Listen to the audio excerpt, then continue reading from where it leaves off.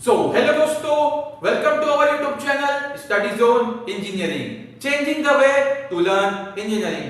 तो मेरा नाम है श्रेयांश जायसवाल और आज बहुत ही इंटरेस्टिंग टॉपिक पढ़ने वाले हैं और बहुत छोटा टॉपिक है। इसका नाम है एग्रीगेट। तो ये बिल्डिंग मटेरियल बीएमसी की हमारी प्लेलिस्ट चल रही है बहुत दिनों से। तो आज एग्रीगेट पूरा पढ़कर खत्म कर देंगे, अगर हो सका तो खत्म कर देंगे। तो वीडियो थोड़ी सी लंबी हो जाएगी तो वीडियो को पूरा देख लेना ताकि आपको एग्रीगेट समझ में आ जाए। तो कोई सी भी कॉम्पिटिटिव एग्जाम हो, कोई सी भी एग्जाम हो, कॉलेज के एग्जाम हो, कुछ भी हो, एग्रीगेट पूरा समझ में आ जाएगा आपको इसी वीडियो में। तो स्टार्ट कर लेते हैं वीडियो। तो ये मैं मान के चल रहा हूं कि आपको बेसिक नॉलेज एग्रीगेट के बारे में तो होगा। अगर आपको बेसिक नॉलेज नहीं है तो नोट्स में शेयर कर दूंगा एग्रीगेट के, तो वहां से पढ़ लेना। नोट्स की लिंक आपको मिल जाएगी मेरे टेलीग्राम चैनल पर। तो टेलीग्राम चैनल का लिंक आपको मिल जाएगा डिस्क्रिप्शन बॉक्स में। वहां पर मैं रोज इंटरेस्टिंग फैक्ट, सिविल इंजीनियरिंग से रिलेटेड और नोट्स, रोज के एक एक चैप्टर के एक एक टॉपिक के नोट्स में रोज शेयर कर रहा हूं।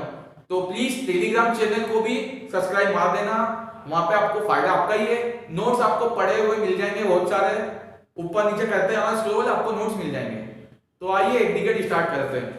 तो शॉर्ट में बताता हूं एग्रीगेट, बहुत अच्छे से बताऊंगा, डिटेल में भी जाएंगे थोड़ा। एग्रीगेट क्या होता है, आपने नाम सुना होगा फाइन एग्रीगेट का, है ना। आपने नाम सुना होगा कोर्स एग्रीगेट का, नहीं सुना है तो मैं बता दे रहा हूं, सब नहीं है बता रहा हूं। फाइन एग्रीगेट मतलब क्या होता है,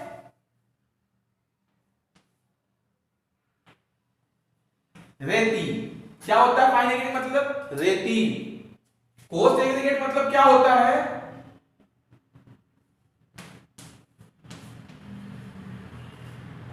गिट्टी। गिट्टी या बोल लो रोड़ी, दोनों चीज बोलते हैं। तो फाइन एग्रीगेट क्या होता है, रेती। और ये किस काम में आता है फाइन एग्रीगेट, बेसिकली ये काम देता है फिलर। ये फिलर के रूप में काम करता है। फिलर मतलब जो कि गैप्स हो जाती है ना, वो गैप्स को फिल करता है ये फाइन एग्रीगेट यानी रेती। कोर्स एग्रीगेट हमें देखता है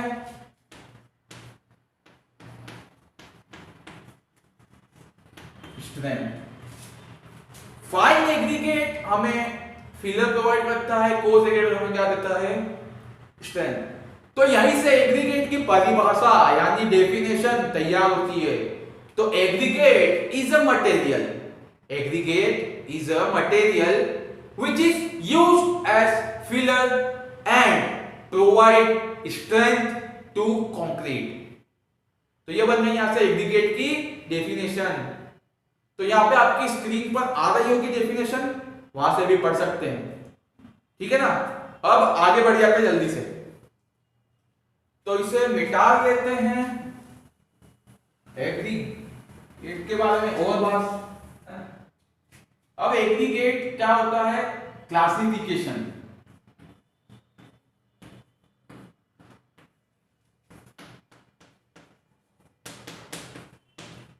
क्लासिफिकेशन जल्दी से लिख दिया है। पहला होता है on the basis of size. Size के बेस पर पहला होता है फाइन एग्रीगेट, दूसरा मेरा होता है कोर्स एग्रीगेट। पहला फाइन, दूसरा कोर्स। फाइन एग्रीगेट को कह दिया रेती, कोर्स एग्रीगेट होता है गिट्टी।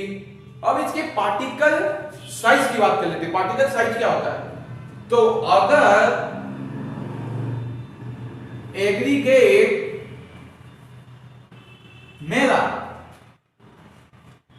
4.75 mm से छोटा होगा, छोटा होगा, तो उससे बोलूंगा मैं फाइन एग्रीगेट। और अगर एग्रीगेट 4.75 मिलीमीटर से बड़ा होगा तो उससे बोलूंगा मैं कोर्स एग्रीगेट। फाइन एग्रीगेट तो आपको बता ही दिया, फिलर करना काम में आता है, कोर्स एग्रीगेट काम में आता है स्ट्रेंथ प्रोवाइड करने के लिए। आपने देखा होगा गिट्टी, गिट्टी जो होती है वो बहुत ज्यादा मजबूती प्रोवाइड करती है अपने कंक्रीट के अंदर में। मान लीजिए कि 45% तक मजबूती वो गिट्टी से ही मिलती है और बाकी की मजबूती आपको सीमेंट वगैरह जो भी मिलाते हैं ना, पानी सीमेंट इन सब से मिलती है। तो दोनों का अलग अलग रोल होता है। अगर ये नहीं होगा तो भी कंक्रीट बेकार हो जाएगा, ये नहीं होगा तो भी कंक्रीट बेकार हो जाएगा। अगला क्लासिफिकेशन होता है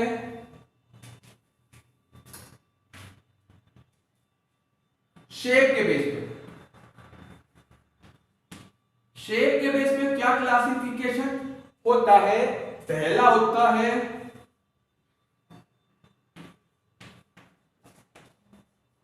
सर्कुलर, दूसरा होता है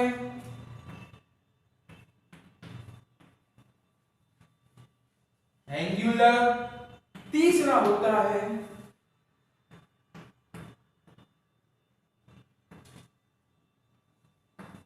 फ्लैकी, चौथा होता है भाई इलॉन्गेटेड। क्या होता है? इलॉन्गेटेड, है ना। तो सर्कुलर कंक्रीट एग्रीगेट, इस सर्कल करके पत्थर होते हैं ना, सर्कल जैसे पत्थर। एंगुलर एग्रीगेट कैसा होता है? जो नॉर्मल एग्रीगेट होता है, जो आपने आपका घर बनते देखा होगा या रोड पे कहीं पड़े हुए देखे होंगे, घर बन रहा होगा तो ऐसा कुछ ऐसे ऐसे ऐसे ऐसे ऐसे पत्थर होते हैं, समझ जाओ देख के। पिक्चर आपको दिखा रहा हूं, इस स्क्रीन पर आ रही होगी। हाँ, तो ये एक तरफ है एंगुलर एग्रीगेट, एक तरफ है सर्कुलर एग्रीगेट, है ना। तो इमेज आप देख पा रहे होंगे, सर्कुलर एग्रीगेट गोल गोल पत्थर दिख रहे होंगे, गोल गोल। इधर आपको एंगल में तिकोने टेढ़े मेढ़े पत्थर दिख रहे होंगे, है ना। तो अब इनमें डिफरेंस देख लो। तो सर्कुलर एग्रीगेट क्या करता है?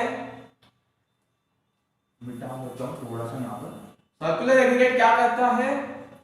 वर्केबिलिटी प्रोवाइड करता है अच्छी, मतलब ये वर्केबल होता है बहुत ज्यादा। पर इसकी एक खासियत तो ये रही। अब एक नुकसान बता दूं कि ये जो स्ट्रेंथ जो होता है, स्ट्रेंथ वो गिरा देता है, स्ट्रेंथ को डिक्रीज कर देता है, इसलिए हम इसे यूज नहीं कर पाते हैं, नहीं करते इसे यूज। एंगुलर में क्या होता है? वर्केबिलिटी ठीक ठाक होती है और स्ट्रेंथ भी ठीक ठाक होती है, तो हम एंगुलर का यूज करते हैं। अब तीसरी बात आती है फ्लैंकी। फ्लैंकी मतलब क्या होता है कि होता तो ये एंगुलर ही है, एंगुलर ही होता है, पर इसका साइज बहुत पतला, इसका बहुत पतला सा होता है, ये बहुत पतला, है ना। तो ऐसा पतला सा होता है, बहुत ज्यादा पतला है ऐसा। और इलॉन्गेटेड क्या होता है? इलॉन्गेटेड वो होता है जो एंगुलर तो होता है पर उसकी साइज थोड़ी लंबाई में ज्यादा होता है, ऐसा लंबा, इतना लंबा हो सकता है, कभी इतना तो नहीं होगा, बेसिकली इतना हो जाएगा लंबा, इतना, ऐसा कुछ साइज में लंबा हो जाता है, तो इसे बोलते हैं इलॉन्गेटेड। तो आइए अब पढ़ते हैं फ्लैकी और इलॉन्गेटेड एग्रीगेट को डिटेल के अंदर में, है ना। तो फ्लैकी एग्रीगेट मतलब जैसे कि कोई एग्रीगेट का ढेर है ना, जो कि एंगुलर एग्रीगेट का ढेर है, तो उसमें अपन ने इसका मीन निकाल लिया। एंगुलर एग्रीगेट का जो भी डायमीटर है, जो ये डायमीटर होता है ना, इसका सबका मीन निकाल लिया, इसका मीन निकाल लिया। तो ये इसके मीन डायमीटर का 0.6% कम होता है, मतलब उसका जो डायमीटर का जो मीन निकलेगा ना, उससे भी 0.6% कम होता है ना। और इलॉन्गेटेड में देखते हैं तो क्या होता है, इसमें भी अपन कोई से भी इसका मीन डायमीटर निकाल लेते हैं सबका, बेसिकली कोई से भी एंगुलर का निकाले मीन डायमीटर, तो मीन डायमीटर होता है उससे इलॉन्गेटेड 1.8% ज्यादा होता है, मतलब ज्यादा बड़ा होता है, और इसमें छोटा होता है 0.6%। ये याद रखना, कॉम्पिटिटिव में पूछेगा आपसे, 0.6% कम होगा मीन डाया का, और ये 1.8% ज्यादा होगा मीन डायमीटर का। तो ये नोट करने वाली चीज है, तो इसे नोट कर लो।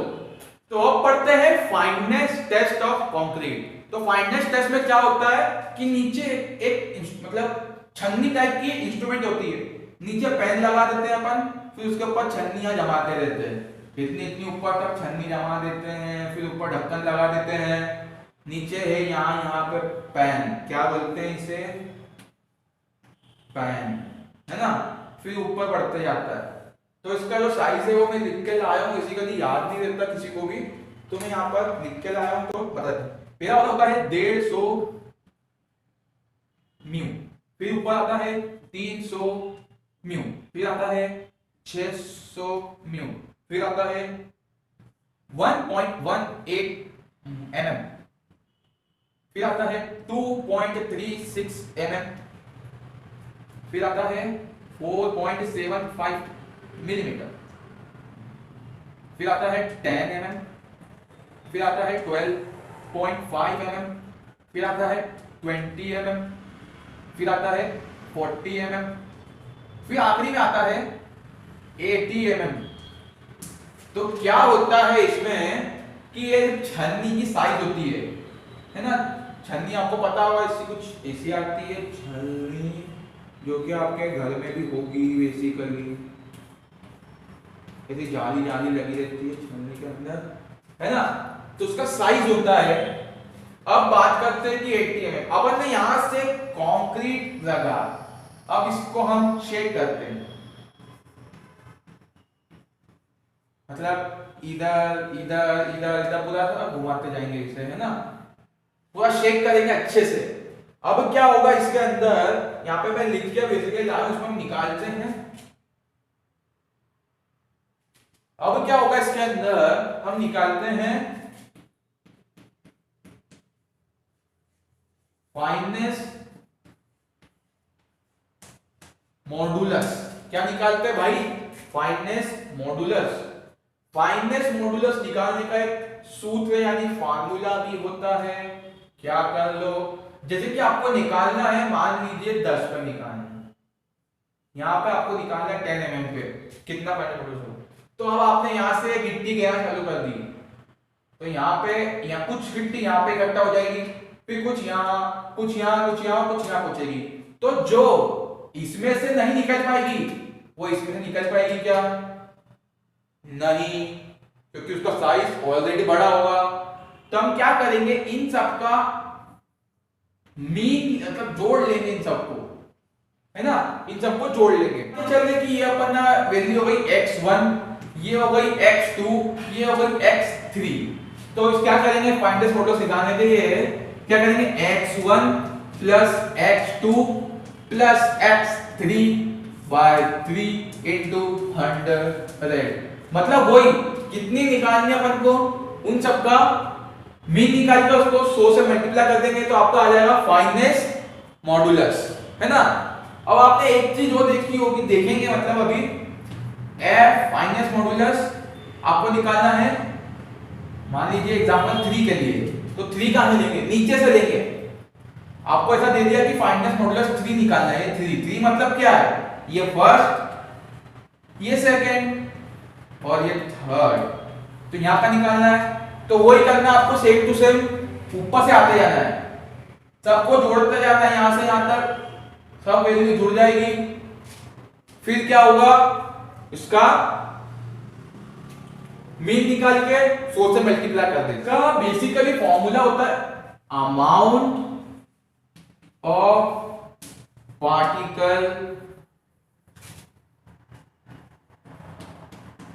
रिटेन अपॉन टोटल वेट, ये होता है इसका फॉर्मूला। वही इसका मतलब वही मीन निकालना है, मतलब भी वही होता है, सेम वही है।